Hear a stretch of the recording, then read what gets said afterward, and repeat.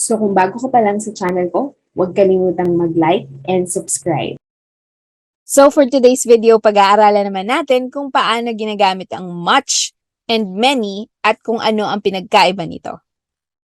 So yung much describes uncountable nouns or hindi mabibilang na mga nouns. Okay, like hair, oxygen, sugar, milk, sunlight, and money.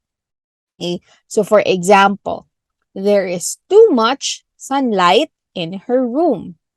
Okay, I don't have much money. How much sugar is in the average soda? The party is so much fun.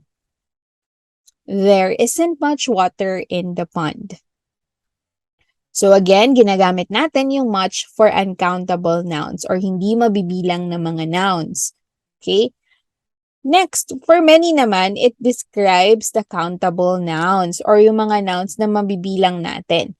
Okay, so like books, vehicles, tables, or any object and animals. For example, I've packed many bottles of water. She has many dogs in her house. How many bananas did you eat? I spent many days in Bohol. How many books do you own? So I hope madami kayo natutunan sa video na ito. Okay, so please like, comment, and subscribe.